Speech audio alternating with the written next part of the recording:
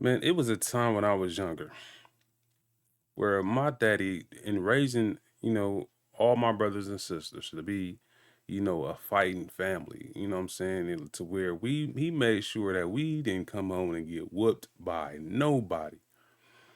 But it was just this one time where he had raised me in such a way to ensure that I came home and didn't get whooped by nobody, that I almost got him into some stuff. And in getting him into something, you know, uh, he had to be a man and had me realize that, man, boy, I just can't whoop everybody. And I'm like, wow, this is a change of course. And from that point on, when I went to school, he didn't want to see me having no more fights. Cause here I am, in the way that he raised me, here I am about to get him into some shit, right? And so, even though I couldn't come home and I still couldn't get come home talking about I got my butt whooped, still, if I came home and I had fought somebody, man, I would get in trouble. And that was my first lesson to where my dad was actually trying to teach me how to be a grown up. I want to go over here to Jose Ladera. This is a father who teen had got involved in the ICE protest. I'm gonna let you listen into this real fast. What was your reaction when you first saw the video? When I first saw the video, my reaction was I was mad. I was furious. I wanted to just, I like I'm saying, I wanted to go over there and attack the guy, and my mind was just, it was going everywhere. How did you feel? Explain to me how you felt. I felt really, really, really mad. Really, really mad.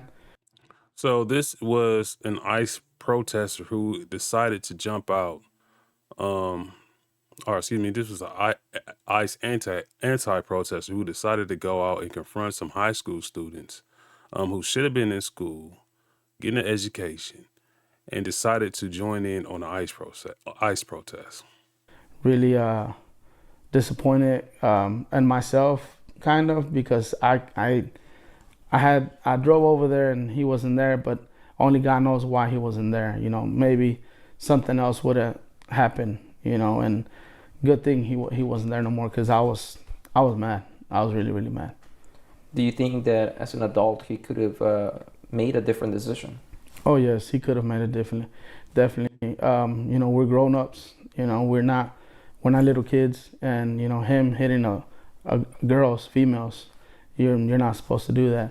He Notice that was plural. He said female. So apparently, this group of girls and probably a couple dudes. I don't know if you've seen that part of the video.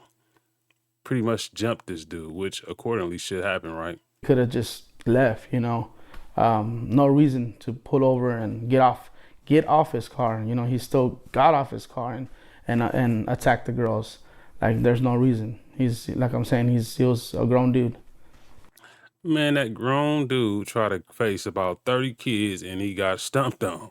Do you think your daughter was lucky that that it didn't escalate with weapons, that he was not carrying any weapons? Oh yes, yes. That's my most concern, because nowadays everybody has weapons. Everybody's carrying weapons, either knives, bats, whatever. I'm glad he didn't have one. I thank the Lord he didn't have nothing like that, because it would have been something more serious. You were saying that you don't even hit your daughters. No, no. I mean, I get mad at them, but I don't feel right him doing that, because, like I'm saying, I have never hit my daughters, like here and there, play with them, but that's not the right thing to do, is hit your kids. It's, you talk to them, and then that's how you discipline them. You were telling me how you feel that you don't even punish your daughters with hitting them. No. Much less an individual that just comes and punches your daughter. Exactly. Yeah. No, If I don't hit my daughter, why is another guy gonna hit my daughter? That's not cool and that's not right. So that's why he needs to pay for this. He needs to, keep him in jail. I don't deserve nothing bad on no one. I'm just he needs to pay. He needs to pay what he did. Is is there anything that you like to tell the people? Well, before that, how do you feel about your daughter walking out of school and protesting for her beliefs, having the courage to be able to go out there and protest for her family, for her community? How does that make you feel? When she told me she was gonna do that, she texted me, "Hey, Dad, I'm gonna do it." At first, I was like, "No, don't do it," because obviously it's considered skipping. So at first, you wanted to say no. And why would you want to say no to something like this? You know why you would want to say no to something like this? Because even though you got on a Mexican flag within your hat and it's all a part of your culture and stuff like that, the reason why you would want to say no, because obviously you made it, your daughter made it. Why would you necessarily want her to be involved in something that is really she has nothing to do with either? Even though it's a part of culture and it's a part of the community in which she has a national um relationship to, right? Just based off origin. Not that she was particularly from Mexico herself, but that, see, this is what you got to think about.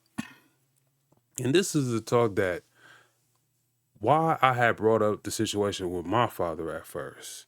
Because you got to realize it comes to about being a grown person with regards to this.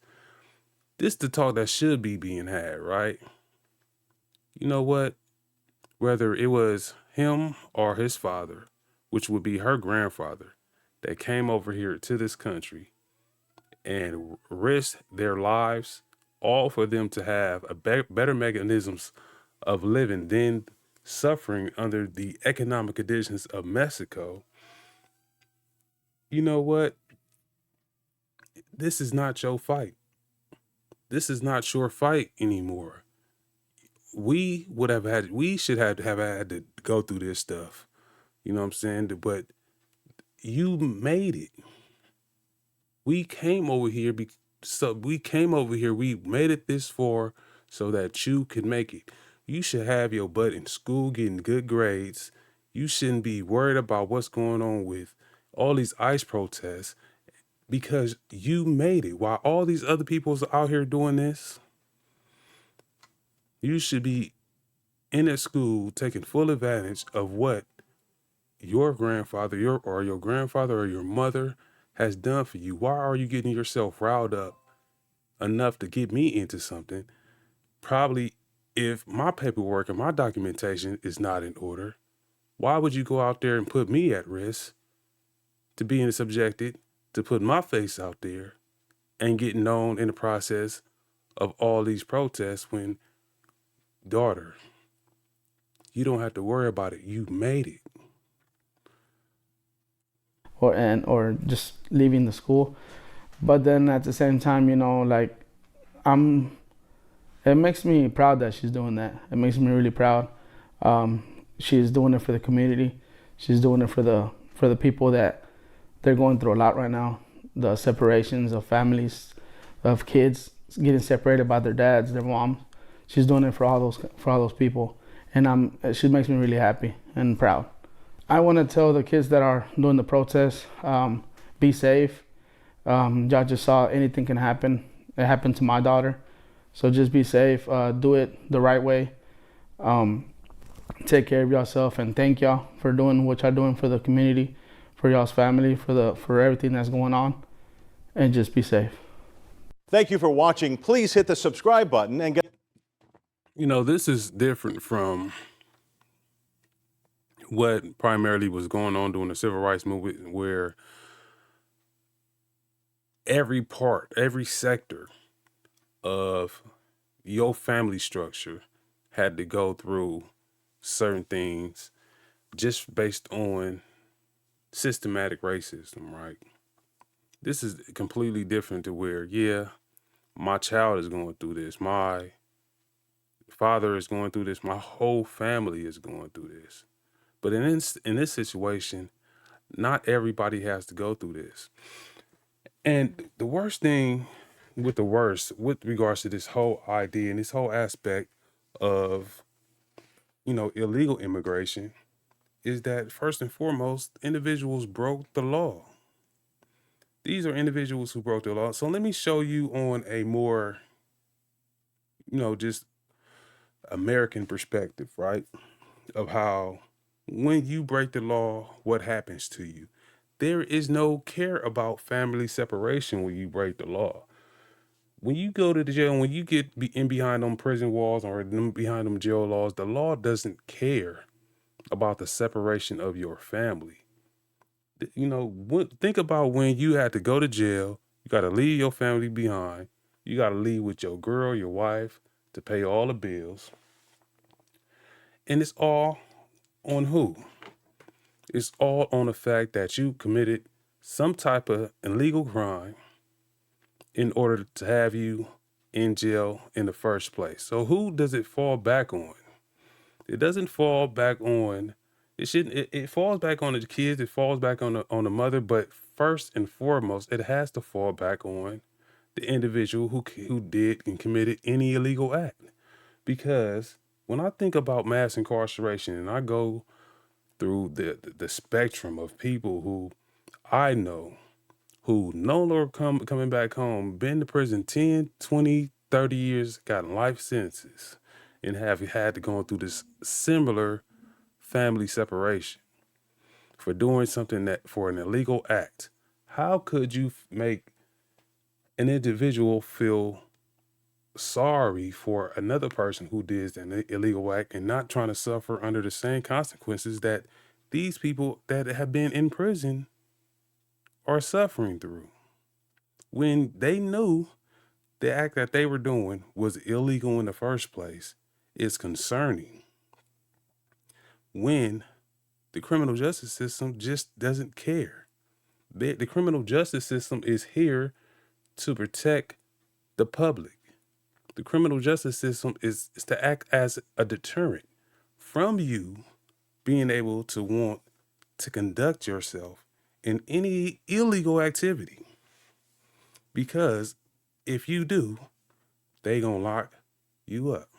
And this is the similar circumstance to which we're going through, to where it making the average citizen seem like the illegal immigrant has become more important than the average citizen. What can you say to the individuals that go into court who has to get separated from their families? Can you ask the judge, can you please not lock me up because I got a daughter out there on the street? Because I got a wife or a family that's going to be left behind? And the cold part about it, this whole situation is, if you've been over your 10, 20 years, if you didn't go in an attempt to go get your paperwork, or if it didn't happen, you always knew that you were going to be subject to some form of deportation. And if you came over here and created a whole family for yourself, whose fault is that? And it's not being, it's not having, it's not being able to empathize with these individuals, but it all falls back to the individual. And Black people has learned a long time ago with regards to this. What's right is right and what's wrong is wrong. Now, the Trump administration, yeah, they are trying to work out better ways of doing this. However, the law is not going to protect anybody who breaks the law from being punished for their crimes. Tiny Cross-H.U.G on the Trumped Up Live show. Listen, it's a sad thing to see. Should nobody want to be, separated from their families? However, if you do the crime, hey, you know what I'm saying? I've been subjected to, being arrested and everything. Ain't nobody caring the fact that I got, whatever family member I got. All they know is that you know, it's time for you to go take a seat. I'm out. Get the latest news by downloading